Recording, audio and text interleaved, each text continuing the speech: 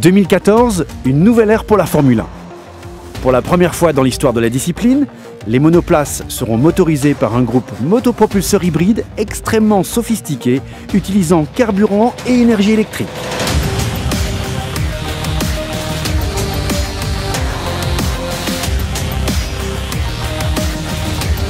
Bien plus qu'un simple moteur, les propulseurs nouvelle génération associent un V6 turbocompressé à combustion interne avec de puissants systèmes de récupération d'énergie.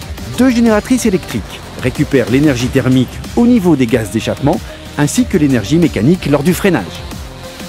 Les systèmes fonctionnent de manière complémentaire. Tout au long d'un Grand Prix, les écuries doivent trouver le bon compromis entre les deux sources d'énergie. Les deux génératrices électriques sont couplées au moteur turbo et parfaitement intégrées dans le châssis.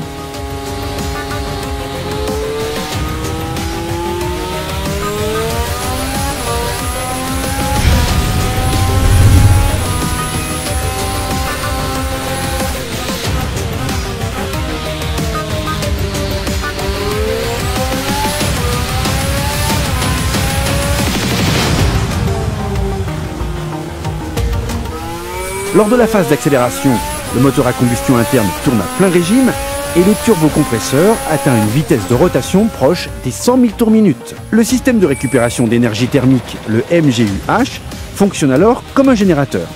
Il récolte l'énergie générée par les échappements, dont la sortie unique est située dans l'axe central de la monoplace.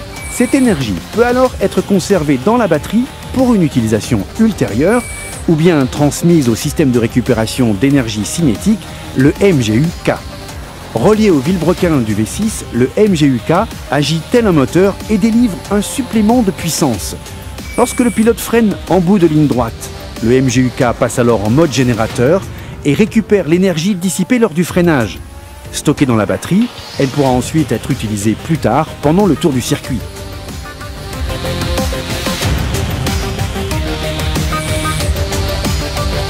Après un gros freinage, les vitesses de rotation du moteur et du turbocompresseur baissent fortement.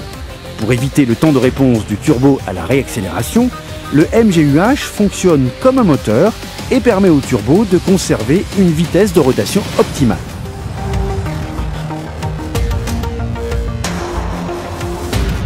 Ces échanges d'énergie complexes sont générés par des systèmes de contrôle électronique, certains modes pouvant toutefois être actionnés par le pilote.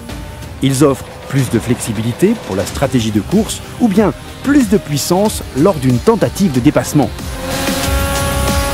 Système de récupération d'énergie très puissant, restrictions sur la consommation et la quantité de carburant embarqué, les propulseurs 2014 sont parmi les plus efficaces au monde sur le plan énergétique.